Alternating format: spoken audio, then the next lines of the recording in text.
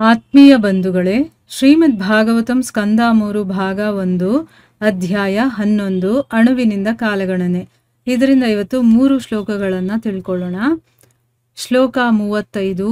ಪೂರ್ವಸ್ಯದೌ ಪರಾರ್ಧಸ್ಯ ಬ್ರಹ್ಮೋ ನಾಮ ಮಹಾನಭೂತ್ ಕಲ್ಪೋ ಯತ್ರ ಭವದ್ ಬ್ರಹ್ಮ ಶಬ್ದ ಬ್ರಹ್ಮೇತಿ ಯಂ ವಿದುಹು. ಅನುವಾದ: ಬ್ರಹ್ಮನ ಜೀವಿತದ ಪೂರ್ವಾರ್ಧದ ಆರಂಭದಲ್ಲಿ ಬ್ರಹ್ಮಕಲ್ಪವೆಂಬ ಯುಗವಿತ್ತು. ಆಗ ಬ್ರಹ್ಮನು ಆವಿರ್ಭವಿಸಿದನು. ವೇದಗಳೂ ಸಹ ಬ್ರಹ್ಮನೊಂದಿಗೆ ಜನ್ಮ ತಾಳಿದವು. ಶ್ಲೋಕ 36. ತಸ್ಯೈವ ಚಾಂತೆ ಕಲ್ಪೋ ಭೂದ್ ಯಂ ಪಾದ್ಮಮಭಿಚಕ್ಷತೆ ಯದ್ಧರೇರ್ನಾಭಿಸರಸ ಆಸೀಲ್ಲೋಕ ಸರೋರುಹಂ. ಅನುವಾದ: ಪ್ರಥಮ ಬ್ರಾಹ್ಮ ಕಲ್ಪದ ಬಳಿಕ ಬಂದ ಕಲ್ಪವನ್ನು ಪಾದ್ಮಕಲ್ಪವೆಂದು ಕರೆಯಲಾಗಿದೆ. ಏಕೆಂದರೆ ಈ ಕಲ್ಪದಲ್ಲಿ ದೇವೋತ್ತಮ ಪುರುಷನಾದ ಹರಿಯ ನಾಭಿ ಸರೋವರದಿಂದ ವಿಶ್ವಕಮಲ ಪುಷ್ಪವು ಅರಳಿತು. ಶ್ಲೋಕ 37. ಅಯಂ ತು ಕಥಿತ ಕಲ್ಪೋ ದ್ವಿತೀಯಸ್ಯಾಪಿ ಭಾರತ ವಾರಾಹ ಇತಿ ವಿಖ್ಯಾತೋ ಯತ್ರಾಸೀಚ್ಛೂಕರೋ ಹರಿಹಿ. ಅನುವಾದ: ಹೇ ಭರತ ವಂಶಜನೇ, ಬ್ರಹ್ಮನ ಜೀವಿತದ ಉತ್ತರಾರ್ಧದ ಪ್ರಥಮ ಕಲ್ಪವನ್ನು ವಾರಾಹ ಕಲ್ಪವೆಂದು ಕರೆಯಲಾಗಿದೆ. ಏಕೆಂದರೆ ದೇವೋತ್ತಮ ಪುರುಷನು ಆ ಕಲ್ಪದಲ್ಲಿ ವಾರಾಹಾವತಾರದಲ್ಲಿ ಆವಿರ್ಭವಿಸಿದನು. ಇವು ಶ್ಲೋಕಗಳು ಮತ್ತು ಅವುಗಳ ಅನುವಾದ. ಈಗ ಭಾವಾರ್ಥದ ಮೂಲಕ ನಾವು ಇದರ ಅರ್ಥವನ್ನು ತಿಳ್ಕೊಳ್ಳೋದಕ್ಕೆ ಪ್ರಯತ್ನ ಮಾಡೋಣ. ಓದ ಭಾಗದಲ್ಲಿ ನಾವೇನು ತಿಳ್ಕೊಂಡ್ವಿ? ಜೀವಿತಾವಧಿ ಅಂತ್ಯವಾಗುವಂತಹ ಪ್ರಕ್ರಿಯೆ ಇದೆಯಲ್ಲ, ಇದು ಬ್ರಹ್ಮನನ್ನೂ ಕೂಡ ಒಳಗೊಂಡು ಪ್ರತಿಯೊಂದು ಜೀವಿಗೂ ಇದೆ. ಆದರೆ ಬೇರೆ ಬೇರೆ ಗ್ರಹ, ಅದರಲ್ಲಿರುವಂಥ ಕಾಲಮಾನ, ಇದನ್ನು ಅನುಸರಿಸಿ ಪ್ರತಿಯೊಬ್ಬನ ಆಯುಷ್ಯನ್ನು ಕೂಡ 100 ವರ್ಷನೇ. ಈಗ ಬ್ರಹ್ಮನ ಜೀವನದ 100 ವರ್ಷಗಳು ಪೂರ್ವಾರ್ಧ ಮತ್ತು ಉತ್ತರಾರ್ಧ ಅಂತ 2 ಭಾಗಗಳಾಗಿ ವಿಭಜಿತವಾಗಿದೆ. ಬ್ರಹ್ಮನ ಜೀವಿತಾವಧಿಯ ಮೊದಲ ಅರ್ಧ ಭಾಗ ಈಗಾಗಲೇ ಮುಗಿದು ಹೋಗಿದೆ. ಇನ್ನು ಉತ್ತರಾರ್ಧ ಈಗ ನಡೀತಾ ಇದೆ ಅನ್ನೋದ್ರ ಬಗ್ಗೆ ನಾವು ತಿಳ್ಕೊಂಡ್ವಿ. ಈಗ ಈ ಶ್ಲೋಕದಲ್ಲಿ ಏನು ಹೇಳ್ತಾ ಇದ್ದಾರೆ ಅಂತಂದ್ರೆ, ಬ್ರಹ್ಮನ ಜೀವಿತದ ಪೂರ್ವಾರ್ಧದ ಆರಂಭದಲ್ಲಿ ಬ್ರಹ್ಮಕಲ್ಪ ಅನ್ನುವಂತಹ ಯುಗ ಇತ್ತು. ಒಂದೊಂದು ಸಮಯಕ್ಕೆ ಒಂದೊಂದು ಯುಗ ಅಂತ ಬರುತ್ತಲ್ವಾ. ಸೊ ಬ್ರಹ್ಮನ ಪೂರ್ವಾರ್ಧದ ಆರಂಭ ಅಂದ್ರೆ ಸ್ಟಾರ್ಟಿಂಗ್ ಅಲ್ಲಿ ಬ್ರಹ್ಮಕಲ್ಪ ಅನ್ನುವಂಥ ಯುಗ ಇತ್ತು. ಆಗ ಬ್ರಹ್ಮ ಆವಿರ್ಭವಿಸ್ತಾನೆ, ಹುಟ್ಟುತ್ತಾನೆ. ವೇದಗಳು ಕೂಡ ಬ್ರಹ್ಮನ ಜೊತೆನೆ ಜನ್ಮ ತಾಳದ್ವು. ನೋಡಿ, ಈಗ ನಮಗೆ ಅರ್ಥ ಆಗುತ್ತಾ? ವೇದಗಳು ಯಾರೂ ಬರ್ದಿರೋದಲ್ಲ, ಅದು ಬ್ರಹ್ಮ ಹೇಗೆ ತಂತಾನಾಗೆ ಸೃಷ್ಟಿಯಾದ್ನೋ ಅದೇ ರೀತಿ ವೇದಗಳು ಕೂಡ ಬಂದಿರೋದು. ಅದಕ್ಕೋಸ್ಕರ ಅದನ್ನ ಅಪೌರುಷೇಯ ಧರ್ಮಗ್ರಂಥಗಳು ಅಂತ ಹೇಳ್ತಾರೆ. ಅದನ್ನ ಯಾರೇ ಮನುಷ್ಯರು ಬರೆದಿರುವಂಥದ್ದಲ್ಲ, ಅದು ಭಗವಂತನೇ ತಂತಾನಾಗೆ ಸೃಷ್ಟಿ ಮಾಡಿ ಕಳಿಸಿರುವಂಥದ್ದು. ಅಂದ್ರೆ ಭಗವಂತನಿಂದ ಸ್ವಯಂ ಬಂದಿರುವಂಥದ್ದು ಅಂತ ಅರ್ಥ. ಈಗ ಭಾವಾರ್ಥದಲ್ಲಿ ಗುರುಗಳೇನು ಹೇಳಿದ್ದಾರೆ ಅಂತ ತಿಳ್ಕೊಳ್ಳೋಣ. ಪದ್ಮಪುರಾಣದ ಪ್ರಕಾರ ಬ್ರಹ್ಮನ 30 ದಿನಗಳಲ್ಲಿ ವರಾಹಕಲ್ಪ ಮತ್ತು ಪಿತೃಕಲ್ಪಗಳಂತಹ ಅನೇಕ ಕಲ್ಪಗಳಿವೆ. ಹುಣ್ಣಿಮೆಯಿಂದ ಆರಂಭಿಸಿ ಚಂದ್ರಮರೆಯಾಗುವವರೆಗಿನ 30 ದಿನಗಳು ಬ್ರಹ್ಮನ 1 ತಿಂಗಳು. ಅಂತಹ 12 ತಿಂಗಳು 1 ವರ್ಷ ಮತ್ತು ಅಂತಹ 50 ವರ್ಷಗಳು 1 ಪರಾರ್ಧ ಅಥವಾ ಬ್ರಹ್ಮನ ಜೀವಿತದ ಅರ್ಧ ಭಾಗ. ಭಗವಂತನ ಶ್ವೇತ ವರಾಹ ಆವಿರ್ಭಾವವು ಬ್ರಹ್ಮನ ಮೊದಲ ಜನ್ಮದಿನ. ಹಿಂದೂ ಖಗೋಳ ಗಣಿತಾನುಸಾರ ಬ್ರಹ್ಮನ ಜನ್ಮದಿನವು ಮಾರ್ಚ್ ತಿಂಗಳಲ್ಲಿ ಬರುತ್ತದೆ. ಈ ವಿಷಯವನ್ನು ಶ್ರೀಲ ವಿಶ್ವನಾಥ ಚಕ್ರವರ್ತಿ ಠಾಕೂರರ ವಿವರಣೆಯಿಂದ ಆಯ್ದುಕೊಳ್ಳಲಾಗಿದೆ. ಇಲ್ಲಿ ಗುರುಗಳು ಕೆಲವೊಂದು ಮಾಹಿತಿ ಕೊಡ್ತಾ ಇದ್ದಾರೆ. ಏನು ಅಂತಂದ್ರೆ, ಪದ್ಮಪುರಾಣದ ಪ್ರಕಾರ ಪ್ರಭಾಸ ಖಂಡ ಅಂತ ಬರುತ್ತಲ್ಲ, ಅದರಲ್ಲಿ ಈ ಬಗ್ಗೆ ಹೇಳಿದ್ದಾರೆ. ಏನು ಅಂತಂದ್ರೆ, ಬ್ರಹ್ಮನ 30 ದಿನಗಳಲ್ಲಿ ವರಾಹಕಲ್ಪ ಮತ್ತೆ ಪಿತೃಕಲ್ಪ, ಈ ರೀತಿಯ ಬೇಕಾದಷ್ಟು ಕಲ್ಪಗಳು ಬಂದು ಹೋಗುತ್ತೆ. ಹುಣ್ಣಿಮೆಯಿಂದ ಆರಂಭಿಸಿ ಚಂದ್ರ ಮರೆಯಾಗೋವರೆಗೆ, ಹುಣ್ಣಿಮೆ ಬಂದು ಅಮಾವಾಸ್ಯೆ ಬರುತ್ತಲ್ಲ ಅಲ್ಲಿವರೆಗೂ 30 ದಿನಗಳೂ ಕೂಡ ಬ್ರಹ್ಮನ 1 ತಿಂಗಳಾಗತ್ತೆ. ಅಂತ 12 ತಿಂಗಳನ್ನ ಹಾಕಿದ್ರೆ 1 ವರ್ಷ ಆಗತ್ತೆ. ಅಂಥ 50 ವರ್ಷಗಳನ್ನ 1 ಪರಾರ್ಧ ಅಂತ ಹೇಳ್ತಾರೆ. ಅಥವಾ ಬ್ರಹ್ಮನ ಜೀವಿತದ ಅರ್ಧ ಭಾಗವನ್ನ 1 ಪರಾರ್ಧ ಅಂತ ಹೇಳ್ತಾರೆ.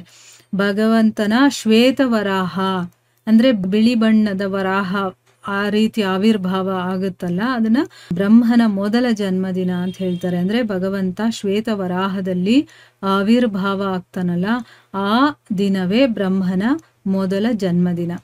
ಈಗ ಹಿಂದೂ ಖಗೋಳ ಗಣಿತಾನುಸಾರ, ಈಗ ಖಗೋಳ ಶಾಸ್ತ್ರವನ್ನ ಯಾರು ಹೇಳಿದಾರೋ ಅದು ಹಿಂದೂಗಳ ಪ್ರಕಾರ ಬ್ರಹ್ಮನ ಜನ್ಮದಿನ ಅನ್ನೋದು ಮಾರ್ಚ್ ತಿಂಗಳಲ್ಲಿ ಬರುತ್ತೆ ಅಂತ. ಈ ವಿಷಯವನ್ನೆಲ್ಲ ಎಲ್ಲಿಂದ ತಗೊಂಡಿದ್ದಾರೆ ಈ ಗುರುಗಳು ಅಂತಂದ್ರೆ ಶ್ರೀಲ ವಿಶ್ವನಾಥ ಚಕ್ರವರ್ತಿ ಠಾಕೂರರು ವಿವರಣೆಯನ್ನ ಕೊಟ್ಟಿದಾರಲ್ಲ ಇದ್ರ ಬಗ್ಗೆ, ಅಲ್ಲಿಂದ ಇದನ್ನ ತಗೊಂಡಿದ್ದಾರೆ ಅನ್ನೋದನ್ನ ಇಲ್ಲಿ ಹೇಳ್ತಾ ಇದ್ದಾರೆ.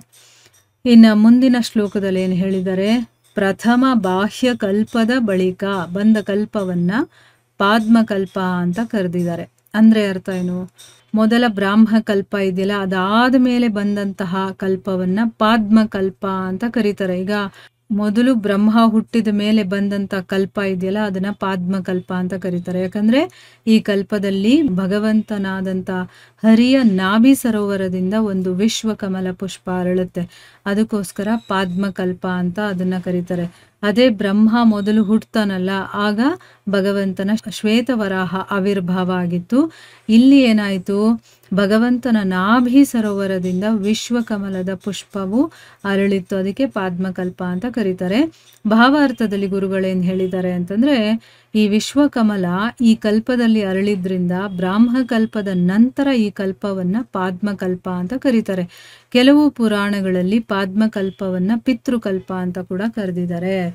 ಈಗ ಮೊದಲು ಬಂದಿದ್ದು ಕಲ್ಪ ಯಾವುದು ಅಂತಂದ್ರೆ ಬ್ರಾಹ್ಮಕಲ್ಪ, ಅದಾದ್ಮೇಲೆ ಬಂದಿದ್ರಿಂದ ಈ ವಿಶ್ವ ಒಂದು ಕಮಲದ ಹೂವಿನಲ್ಲಿ ಅರಳಿದ್ರಿಂದ ಅದನ್ನ ಪಾದ್ಮಕಲ್ಪ ಅಂತ ಕರೆದಿದ್ದಾರೆ. ಕೆಲವೊಂದು ಪುರಾಣಗಳಲ್ಲಿ ಪಾದ್ಮಕಲ್ಪವನ್ನೇ ಪಿತೃಕಲ್ಪ ಅಂತ ಕೂಡ ಕರೆದಿದ್ದಾರೆ.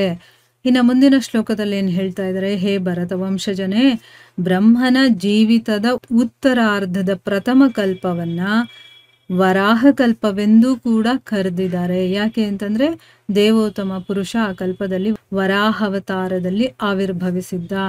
ನೋಡಿ, ಇಲ್ಲಿ ಬ್ರಹ್ಮನ ಜೀವಿತದ ಉತ್ತರಾರ್ಧ, ಪೂರ್ವಾರ್ಧದಲ್ಲಿ ಬ್ರಹ್ಮಕಲ್ಪ ಅನ್ನುವಂಥ ಯುಗ ಇತ್ತಲ್ವಾ, ಈಗ ಉತ್ತರಾರ್ಧದ ಪ್ರಥಮ ಕಲ್ಪವನ್ನ ವರಾಹಕಲ್ಪ ಅಂತ ಕರೀತಾರೆ. ಯಾಕೆ ಅದನ್ನ ವರಾಹಕಲ್ಪ ಅಂತ ಕರೀತಾರೆ ಅಂದ್ರೆ ಆ ಭಗವಂತ ಆ ಕಲ್ಪದಲ್ಲಿ ವಾರಾಹಾವತಾರದಲ್ಲಿ ಆವಿರ್ಭವಿಸಿರ್ತಾನೆ. ಈಗ ನೋಡಿ, ಪೂರ್ವಾರ್ಧದಲ್ಲಿ ಮೊದಲು ಆರಂಭವಾಯ್ತಲ್ವಾ ಬ್ರಹ್ಮನ ಜೀವನ, ಅದನ್ನ ಬ್ರಹ್ಮಕಲ್ಪ ಅಂತ ಕರೀತಾರೆ. ಅದಾದ್ಮೇಲೆ ಪಾದ್ಮಕಲ್ಪ, ಯಾಕಂದ್ರೆ ಭಗವಂತನ ನಾಭಿ ಕಮಲದಿಂದ ಈ ಜಗತ್ತು ಅನ್ನುವಂತಹ ಆ ಒಂದು ಕಮಲದ ಹೂವು ಅರಳುತ್ತೆ, ಅದಕ್ಕೋಸ್ಕರ. ಇನ್ನ ಪೂರ್ವಾರ್ಧದಲ್ಲಿ ತಗೊಂಡಾಗ ವರಾಹಕಲ್ಪ ಅಂತ ಕರೀತಾರೆ. ಈಗ ನಾವು ಏನಾದ್ರೂ ಒಂದು ಅರ್ಚನೆ ಎಲ್ಲ ಮಾಡಿಸಕ್ ಹೋದಾಗ ಇದು ಯಾವ ಯುಗ, ಯಾವ ಒಂದು ಸಮಯ ನಡೀತಾ ಇದೆ ಅಂತೆಲ್ಲ ಅವರು ಹೇಳ್ಬೇಕಾದ್ರೆ ವರಾಹಕಲ್ಪೆ ಅಂತೆಲ್ಲ ಹೇಳ್ತಾರೆ. ನೋಡಿ, ವರಾಹಕಲ್ಪ ಅಂತ ಯಾಕೆ ಹೇಳಿದ್ದಾರೆ ಅಂತಂದ್ರೆ ಈ ಒಂದು ಕಲ್ಪದಲ್ಲೇ ಭಗವಂತ ವರಾಹ ಅವತಾರದಲ್ಲಿ ಆವಿರ್ಭವಿಸಿದ್ದ, ಅದಕ್ಕೋಸ್ಕರ. ಈಗ ಭಾವಾರ್ಥದಲ್ಲಿ ಗುರುಗಳೇನು ಹೇಳಿದ್ದಾರೆ ಅಂತ ತಿಳ್ಕೊಳ್ಳೋಣ. ಬ್ರಹ್ಮ, ಪಾದ್ಮ ಮತ್ತು ವರಾಹಗಳೆಂಬ ಬೇರೆ ಬೇರೆ ಕಲ್ಪಗಳು ಸಾಮಾನ್ಯನಿಗೆ ಸ್ವಲ್ಪ ಗೊಂದಲವನ್ನುಂಟು ಮಾಡುತ್ತವೆ. ಈ ಎಲ್ಲವೂ ಒಂದೇ ಎಂದು ಕೆಲವು ವಿದ್ವಾಂಸರು ಭಾವಿಸುತ್ತಾರೆ. ಶ್ರೀಲ ವಿಶ್ವನಾಥ ಚಕ್ರವರ್ತಿಗಳ ಪ್ರಕಾರ ಪೂರ್ವಾರ್ಧದ ಆರಂಭದಲ್ಲಿಯ ಬ್ರಾಹ್ಮಕಲ್ಪವು ಪಾದ್ಮಕಲ್ಪವೆಂಬುದಾಗಿ ತೋರುತ್ತದೆ. ಹೇಗಾದರಾಗಲಿ ನಾವು ಸುಮ್ಮನೆ ಮೂಲವನ್ನು ಅನುಸರಿಸಿ ಸದ್ಯದ ಪ್ರಸ್ತುತ ಕಲ್ಪವು ಬ್ರಹ್ಮನ ಜೀವಿತಾವಧಿಯ ಉತ್ತರಾರ್ಧದಲ್ಲಿದೆ ಎಂದು ತಿಳಿದುಕೊಳ್ಳೋಣ. ಇಲ್ಲೇನು ಹೇಳ್ತಾ ಇದ್ದಾರೆ ಗುರುಗಳು ಅಂತಂದ್ರೆ, ಬ್ರಹ್ಮ, ಪಾದ್ಮ ಮತ್ತೆ ವರಾಹ ಈ ಎಲ್ಲ ಕಲ್ಪಗಳು ಬೇರೆ ಬೇರೆ ಕಲ್ಪಗಳು. ಆದರೆ ಸಾಮಾನ್ಯ ಮನುಷ್ಯನಿಗೆ ಇದ್ರ ಬಗ್ಗೆ ಸ್ವಲ್ಪ ಗೊಂದಲ ಬರುತ್ತೆ. ನೋಡಿ, ಗುರುಗಳಿಗೂ ಗೊತ್ತು ನಮ್ಮ ಮನಸ್ಸಿಗೆ ಏನಾಗುತ್ತೆ ಅಥವಾ ನಮ್ಮ ಒಂದು ಬುದ್ಧಿಶಕ್ತಿಗೆ ಅದು ಹೋಗುತ್ತೋ ಇಲ್ವೋ ಅನ್ನೋದು ಗೊತ್ತು. ಅದಕ್ಕೆ ಹೇಳ್ತಾ ಇದ್ದಾರೆ, ಇದೆಲ್ಲ ನಿಮಗೆ ಕನ್ಫ್ಯೂಷನ್ ಆಗುತ್ತೆ. ಕೆಲವರು ವಿದ್ವಾಂಸರಿದಾರಲ್ಲ ಅವರು ಎಲ್ಲವೂ ಒಂದೇ ಅಂತ ಅನ್ಕೊಳ್ತಾರೆ. ಆದರೆ ವಿಶ್ವನಾಥ ಚಕ್ರವರ್ತಿಗಳ ಪ್ರಕಾರ ಪೂರ್ವಾರ್ಧದ ಆರಂಭದಲ್ಲಿ ಬ್ರಾಹ್ಮಕಲ್ಪನೆ ಪಾದ್ಮಕಲ್ಪ ಅನ್ನೋ ರೀತಿ ನಮ್ಗನ್ಸುತ್ತೆ ಅಂತ ಹೇಳ್ತಾರೆ. ಅಂದ್ರೆ ಒಬ್ಬೊಬ್ರು ಒಂದೊಂದು ವಿಚಾರವನ್ನ ಈ ವಿಷಯದಲ್ಲಿ ಹೇಳ್ತಾರೆ. ಆದರೆ ಸಾಮಾನ್ಯ ಮನುಷ್ಯನಿಗೆ ಏನಾಗುತ್ತೆ, ಬ್ರಾಹ್ಮ, ಪಾದ್ಮ, ವರಾಹ ಇದರಲ್ಲೆಲ್ಲ ಕನ್ಫ್ಯೂಷನ್ ಇರುತ್ತೆ. ಅದಕ್ಕೆ ಇಲ್ಲಿ ಗುರುಗಳೇನು ಹೇಳ್ತಾ ಇದ್ದಾರೆ, ಅದು ಹೇಗಾದರೂ ಇರಲಿ, ನಾವು ಸುಮ್ಮನೆ ಇದರ ಮೂಲವನ್ನ ಅನುಸರಿಸಿ ಮೇನು ನಾವಿಲ್ಲಿ ಏನು ತಿಳ್ಕೋಬೇಕು ಅಂತಂದ್ರೆ, ಬ್ರಹ್ಮನ ಜೀವಿತಾವಧಿಯ ಉತ್ತರಾರ್ಧ ಈಗಿದೆ. ಈಗ ನಡೀತಾ ಇರುವಂತ ಕಲ್ಪ ಏನಿದೆಯೋ ಇದು ಬ್ರಹ್ಮನ ಉತ್ತರಾರ್ಧ. ಆಲ್ರೆಡಿ ಪೂರ್ವಾರ್ಧ ಮುಗಿದು ಹೋಗಿದೆ, ಈಗ ಉತ್ತರಾರ್ಧ ನಡೀತಾ ಇದೆ. ಅಷ್ಟನ್ನ ನಾವು ಅರ್ಥ ಮಾಡ್ಕೊಂಡ್ರೆ ಸಾಕು. ಯಾಕಂದ್ರೆ ನಾವು ಯಾವ ಸೈನ್ಸ್ ಓದಿ ನಾವು ಏನು ಮಾಡಬೇಕಾಗಿಲ್ಲ. ನಮಗೆ ಬೇಕಾಗಿರೋದು ಭಗವಂತನ ವಿಚಾರವನ್ನ ತಿಳ್ಕೋಬೇಕು, ನಾವು ಭಕ್ತಿಯಲ್ಲಿ ಮುಳುಗಬೇಕು. ಅದಕ್ಕೋಸ್ಕರ ಬ್ರಹ್ಮನ ಸೃಷ್ಟಿ ಅಥವಾ ಭಗವಂತ ಹೇಗೆ ಈ ಸೃಷ್ಟಿಯನ್ನೆಲ್ಲ ಮಾಡಿದ್ದಾನೆ ಅನ್ನೋ ವಿಚಾರನ ತಿಳ್ಕೊಳ್ಳೋದಕ್ಕೋಸ್ಕರ ಬ್ರಹ್ಮ ತುಂಬ ಉತ್ತಮ ಸ್ಥಿತಿಯಲ್ಲಿರುವಂಥ ಒಬ್ಬ ಜೀವಿ ಆದರೂ ಕೂಡ ಅವನಿಗೂ ಕೂಡ ಒಂದು ಸಾವು ಅನ್ನೋದಿದೆ. ಈಗ ಆಲ್ರೆಡಿ ಅವನ ಅರ್ಧ ಆಯಸ್ ಮುಗ್ದೋಗಿದೆ, ಇನ್ನು ಅರ್ಧ ನಡೀತಾ ಇದೆ. ಅಂದರೆ ಪೂರ್ವಾರ್ಧ ಮುಗ್ದೋಗಿದೆ, ಉತ್ತರಾರ್ಧ ನಡೀತಾ ಇದೆ. ಇಷ್ಟು ನಾವು ಸಿಂಪಲ್ ಆಗಿ ತಿಳ್ಕೊಂಡ್ರೆ ಸಾಕು ಅನ್ನೋದನ್ನ ಇಲ್ಲಿ ಅರ್ಥ ಮಾಡ್ಕೊಳ್ಬೋದು. ಇಲ್ಲಿಗೆ ನಾವು ನಿಲ್ಲಿಸೋಣ. ಹರೇ ಕೃಷ್ಣ.